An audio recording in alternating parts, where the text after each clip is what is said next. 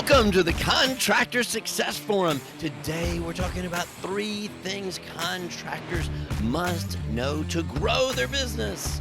And who do we have here to talk about this today? We have Wade Carpenter, Carpenter and Company CPAs, and we have Stephen Brown with McDaniel Whitley Bonding and Insurance Agency.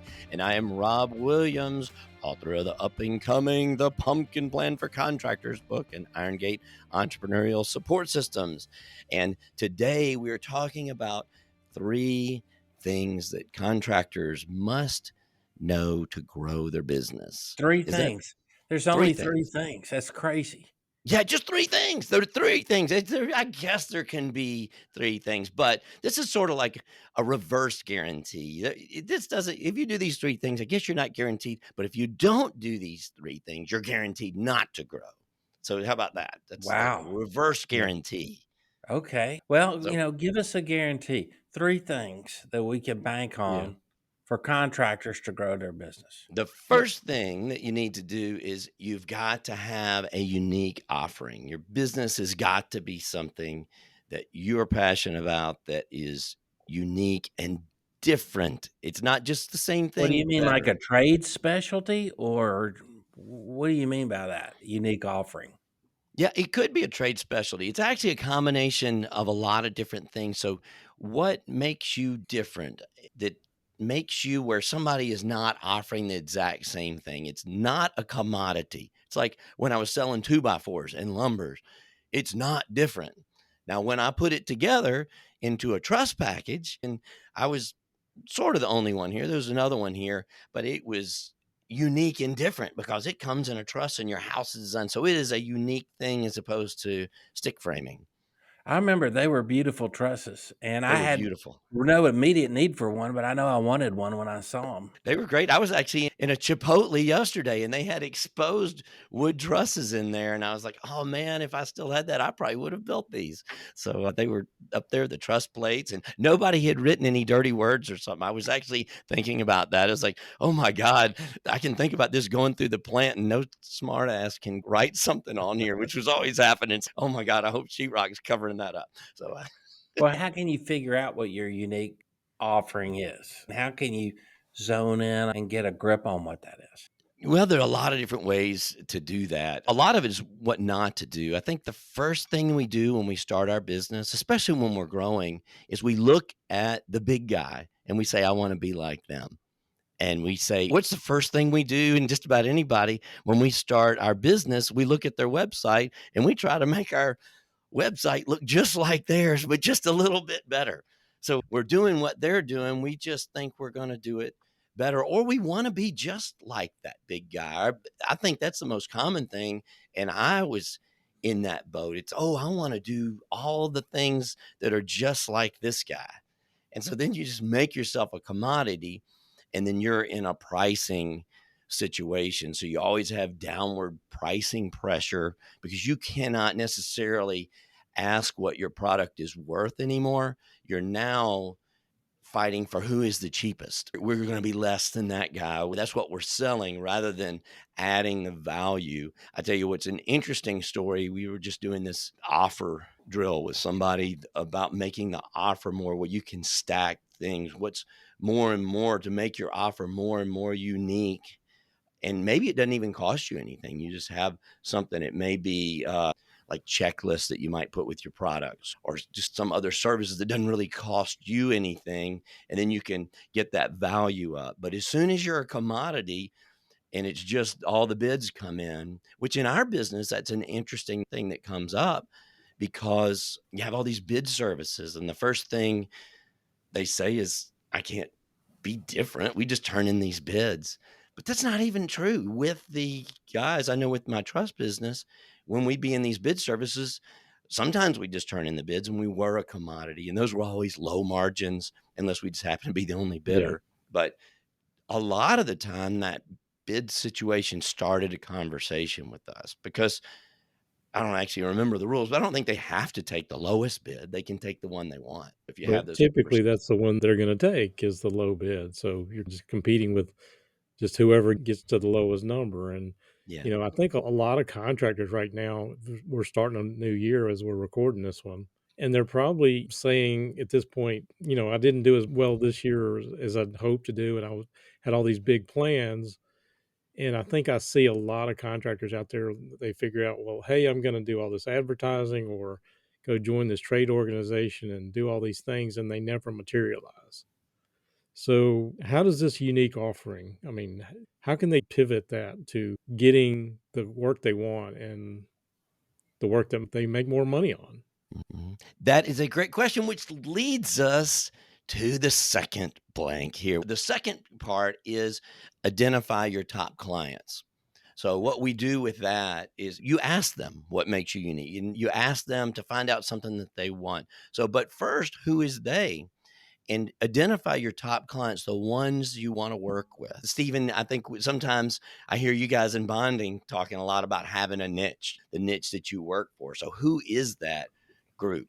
I know we've talked about so much with your seeing the bonding that they have there's a niche product that we're talking about, our top offering, but a niche type of customer. Do they build small buildings? Do they build medical offices? Or who is that? Well, guarantee that you have a customer that you like the most and that you probably like them the most because they're fair and easy to deal with and you can make a fair profit on it. Oh, yeah. So there is a reason that customer that you like so much wants to do business with you. There's a Right. reason.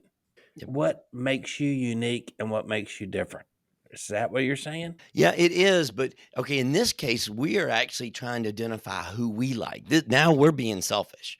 We're not trying to be unique. I'm glad you said that because sometimes it is confusing of when we're trying to make ourselves the unique one. That was the first one. Now we find out who is the unique group that we like. That who do we want to do business with? And we actually have a way to determine that. We call it the client assessment. So if somebody wants to find out a little bit more to do that, we're actually in the process of making some videos and some webinars and seminars on that, plus other subjects similarly. But just real briefly, you just make a spreadsheet, list it, order your companies by revenue, the most revenue to the bottom. If you do that, and then you can have, we call it a C or C, a crush or cringe function. And then you can have many other columns. Do they pay you or something? What are the important columns to you? Do they pay you? Yeah, that's a Yeah, good one. that's always a big one. Well, I was going to say it's not just necessarily the ones you like, and not necessarily the top revenue, because that can be a trap as well. Exactly. You can look at how fast do they pay you? What kind of profit are you making? We talk about the throughput. Are you getting that job in and out? And where can you make your money? Where's your expertise? So is that what you're talking about with the top clients? It is. That's exactly right. And the revenue, we like to put it in revenue because we find out who likes us. People lie through common courtesy when you ask them if they like you. Judge it by where they're putting their money. If they're spending a lot of money on you, they're not lying. When I see you, Stephen, we say, "Hi, how you doing?" I said, "Oh, I'm great." Well, I might not tell you, yeah, my kids got COVID. I got all this stuff and I don't feel very Yeah, well. I'm yeah, here. yeah. Well, We good lie. luck to you, buddy. Yeah. Yeah, we lie about that. You don't wanna hear about all this bad stuff, so when we say how we're doing, people lie about that, so That's the not true, revenue Rob. I doesn't do wanna lie, know but how that you're doesn't mean we're gonna like them back, like Walmart, and actually even FedEx here in Memphis, they put so many people out of business, they're hard to deal with, and I also think about how when we were basically the Walmart of the home building business, we were big people. I keep thinking about how I was probably not somebody's favorite, even though we were big. We were really hard on them, beating down the prices and people not being able to make the margins and stuff. So I think a lot of people wanted our business, but that could have been the worst thing for us because we had a lot of pricing pressure on them. So they Mhm. probably would have ranked us lowest on margins. Yeah, using the Walmart analogy, they may have wanted the big dollar revenue, but a lot of times Walmart will beat up their vendors. They nitpick on the prices, and I've seen some general contractors do that. They'll go through We subs did it. left and right and just back charge their way to We profit. didn't know we were being mean. We just knew we had to do it to be able to sell these affordable housings. We were the price competitive product at the time, so we had to be really tough on the pricing for people to have those jobs. We were happy to be providing But jobs and everything, but maybe the workers that were getting paid by the hour were making the most money because the owner didn't have much margin after it was all over. So that's kinda the point you were making, wasn't it, Wade? Yeah, and again, just because they're the biggest revenue, that can be the biggest trap. So as we're talking about this, we're looking at this diagram, these 3 circles that we have. So you can download this little article we have on there. And so we first talked about your unique offering, and then we just talked about finding your top clients, which, by the way, the one thing I didn't say about that is when you make that spreadsheet, it can be different from everybody. You can work with somebody like me or Wade or somebody else to identify what is it about you. Maybe you're a real strong cash position. So maybe you're not concerned about the longer payables. That may be your competitive advantage where you're going to get business because it's 60, 90-day terms. Maybe you're growing and you need that cash. So your best client is going to be somebody that pays you in 7 days or pays you Yeah. for materials up front or something like that. So each business is going to have a different one. So it's going to be a different fit of who is the ideal client. And maybe you Okay. like to argue. Maybe you just love to come to work and scream and yell and argue. So that cringe person, because I talked about that crush or cringe factor, is when you pick up the phone, do you like cringe? The big trick to that, if you're cringing, is you just start pressing that mute button on and off. Hey, I think I'm going out of okay. And the phone goes out. So that's your crush or cringe model. So Absolutely. I don't have any clients like that. I just love me talking neither. to every one of them. Okay. All Yeah. right. Well, That's a good So PR there, Steve. yeah, that's right. Actually, I'm embarrassed to say that because I've got these little headset things that really do go out a lot. They're these Bluetooth, so yeah. now anytime these go out, people are gonna think Nice I'm that hanging up on them. everybody thinks you're gonna think you're joking. Hey, for professionals, service providers, the most important thing is, are they taking your advice? Are they paying their bills on time? That's it. But as a contractor, you got to understand what unique offering that makes you better than any of your competitors. And then you got to understand what your key clients are.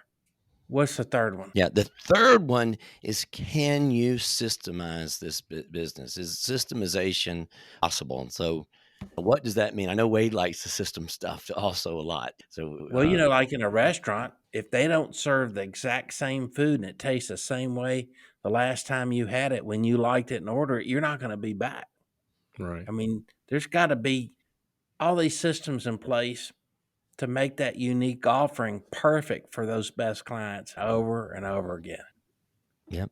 It's interesting you said that too, because my first impression when I heard these concepts from the pumpkin plan in the sweet spot, how to develop your seed, that's kind of where this comes from, is you systemize things like we did in lean manufacturing so you can be cheaper or provide a better service. But today we're actually talking about systemizing so you can grow. So my first thought was like, Steven, we do this for efficiency and we do it for consistent delivery of the service, but repetitively doing it. If you don't have this systematized, we find this with contractors all the time. You can only grow to the amount that you work your ass off until you don't have any more capacity. Because how many times have we heard a contractor say, well, hey, I'm full. I can't do anymore. I've been like this. Like, I don't want any more work. My plate is full. I don't have it. Well, you systematize what you do so somebody else can do that work, not you as the owner. So that's our point today, is systematizing it so you can grow. So you're not just Yeah. limited to what you can do. I know we've used the example of bath fitters on here before, but if you're doing something consistently the same way every time, you got to be more efficient at it. And unfortunately, in construction, a lot of times you have these one-off projects that are very different. To the extent you can get the same kind of like kitchens or bathrooms or whatever your niche is, then that is where you can say, hey, we know we're always going to have this. We can create a checklist and we can say, hey, this is what we need to do to get the job done. We can get in, get out, make more money, make the client happier. Yep. And be able to do more. When you can't systematize it, you're just trading time for money because you're out there doing the work and it's as many as you can do. If you don't have to be on that job and you can write up the processes and procedures to have someone else deliver all of that work without you being there, then you can grow. You can't grow. You're limited to what you can do if you don't have that systematized. Which Okay. that brings up now, how do you identify on these three circles, which we didn't actually describe it? We have this Venn diagram. You have three circles overlapping each other. So we have your unique offering up on the top right, and then you have your top client on the top left, and then your yeah, if you can see it, there you go. And we can see, Mhm. if you're watching this on YouTube, you can see it, and your systems on the bottom. But if you don't have your unique offering and you do have your top client and your system, then you're going to have that downward price pressure. So if you're feeling that you can't get more for your product, look and see if you're unique. If you raise your price and everybody goes away, most people have just not tried raising their price to what they're worth. Figure out what you're worth. If people start leaving, then you're probably not unique. Let's go to the bottom one. If you don't have your systems, but you do have your unique offering and your top client, then you're trading time for money. If you can work 8 hours, you can make that much money. If you can work 12 hours a day, you can make more money because you're performing the work. Now, there are some people, they have a unique offering. They're passionate about it. Actually, I've seen this a lot. We've got a lot of inventors and ideas. They have this great product offering that they love. They're passionate about it. They may have invented it, and then they have a system to get this done, but they don't have any clients. Nobody wants it. Well, we have a special term for this. And you know what that term is called? We just say you're screwed. So you're screwed if you can. Nobody wants it. So I've seen the inventors, great ideas out there. So that's where you are with that. So on that beautiful note, those are our three things that you have to have to grow your business. All right. Gotta have them. Yep. A lot of people, when they get this seed, you guys, your contractors, you may have to invent it a couple of times. Keep going after it. Be persistent, get it. But this is where you can really hit that home run and grow. We won't guarantee that your first idea, if you do these, is going to work every time, but we can guarantee you that if you don't have them, you cannot grow colossally, as we say, into a giant pumpkin for our pumpkin farmers, which is a different aspect, which we discuss in the Pumpkin Plan for Contractors book, which will be coming to you soon because I'm writing it and I'm doing all this research with Stephen and Wade and all of our listeners out there. Great, Rob. It sounds wonderful. Yeah, this has All been right. great, Well, Rob. I think a lot of people are out there, they just get so frustrated that they can't grow. They keep doing the same thing. And it can be scary. Just like my own practice, when I've been really good with contractors for years, but when I finally said, hey, contractors are all I'm doing, you get this mindset like, I'm going to lose all this other business. And it really will change your life once you embrace it and you find that niche. So it can be Right. scary to get there. Probably And didn't you're say that very busy. eloquently, but it can be a very scary thing. yeah. So I'm Yeah, glad and you're you're busy. bringing You these can't things see up, the Rob. forest through the trees. Yeah. You're Yeah. so busy. And Yeah. that's what you're saying. You got to take the time to think this out and put these systems in play. Yeah. And I guess I'm glad you said that, Wade, identifying this one summary of it. So if you guys can listen to this one and take it away, if you're having a problem with this, which everybody will have, you're having a problem in your business growing, because we're writing the book for contractors that want to grow their business, but they're having a hard time being profitable while they grow or having enough time after they do it. So you want to grow your business to have a better lifestyle, not a worse lifestyle. So our passion is to transform the contractors. So how do you do that? When you're looking at these, if you are having a problem getting enough money for your product, well, first you have to ask for it and you have to figure out what you should be getting, what your value is. But if you can't get that, means somebody else is providing it or it doesn't have the value. On the other hand, if you are working your butt off and you just can't work anymore, there's no time for you, look at your systems, your systemization. If you have your systemization, you've got a unique offering, but you just don't have anybody that wants it. It's not about the price. We'd say you're screwed, but actually you can identify your ideal clients and start asking them. Ask them questions about what is it about our industry. You may not want to word it about you because, as we said earlier, people lie about it. So ask them, what is it about my industry that's wrong? What is that? And ask them these questions. That probably means that's what you need to work on. So those are the three ways to identify. I think that's a real strong takeaway. Identify which issue you have and which area you need to work on first. So hopefully that will help some of our guys and get some value to the contractor success forum.